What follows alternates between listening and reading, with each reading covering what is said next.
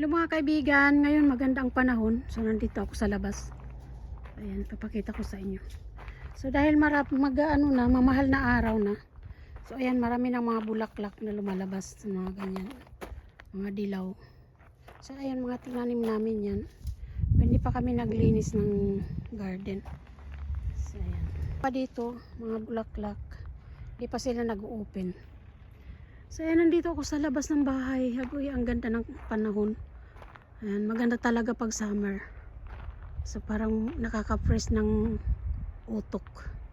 So ayan sa labas. Ayan siya, minsan nakikita nyo. Ayan, maganda ang tanawin sa labas ng bahay. So 5 minutes lang nandun na kami sa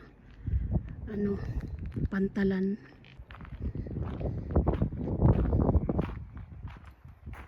Maganda man ang panahon ngayon, pero lang, malamig ang hangin. Walang kaya lang pag nagbabad ka talaga sa lamig tapos mainit, kaya magkakasakit ka. So, ayan yung kinakat ko pag summer na talaga, yung grass. Ayan. So ayan yung palaruan ng mga bata, yung mga apo pag pumupunta dito. Ako na asawa ko, wala yung tanggal-tanggal kasi mahirap na tanggalin. Asawa ko naglilinis siya ng yung mga patay na dahon ba, kailangan tanggalin. Tapos may tanom ako na strawberry. So ayan, nilinis niya. Pero kailangan patanggalin yan yung mga patay na dahon para ulit sila. Ikakat ko yan siya. Pero parang winalis lang yata ng asawa ko. Maraming bunga yan pag lumago na sila. Mayroon din kami sa likod ng bahay. So ayan. Yan, nililinis namin yan pag summer. Summer na talaga. So ayan yung mga na yan, puro bulaklak yan. Yan, may kami dito. Blackberry ba? So ayan, blackberry kung tawa sa English, pero sa kanila parang ang tawag doon solver tawag nila.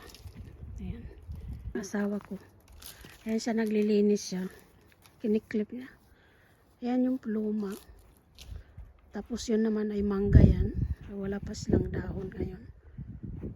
Ayan, ginagawa ng asawa ko, kinakat niya yan yung mga patay na dahon, ay patay na sanga ba. Ayan, kasi dadahon na naman yan sila katapos pag na talaga summer. Ang ganda ng tanawin. Ayun yung mga kapitbahay namin. Sa awa ng Diyos, hindi ko yan sila nakikita. Yan. Pag lang yan sila, nadaan sa sasakyan lang. Pero yung lumabas, hindi. Yan. Baka tahimik. Yan. Yan. Pero walang tao yan dyan. May ibang bahay yung pero pinapaupahan daw, pero hindi pa tapos. Ito yan naman yung aming camping house. Wala pang gamit ngayon, pero pag kasagsagan na ng summer yan, hatak-hatak na naman kami yan saan lugar. Yan yung asawa ko, talagang hard working yan.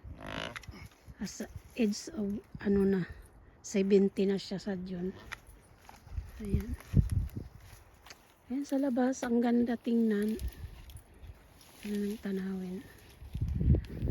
Maraming salamat po sa inyong lahat, sa aking mga viewers, at sa aking mga members, sa aking mga subscribers. Maraming salamat po sa inyo, sa support, sa nagsusupport sa akin. Thank you.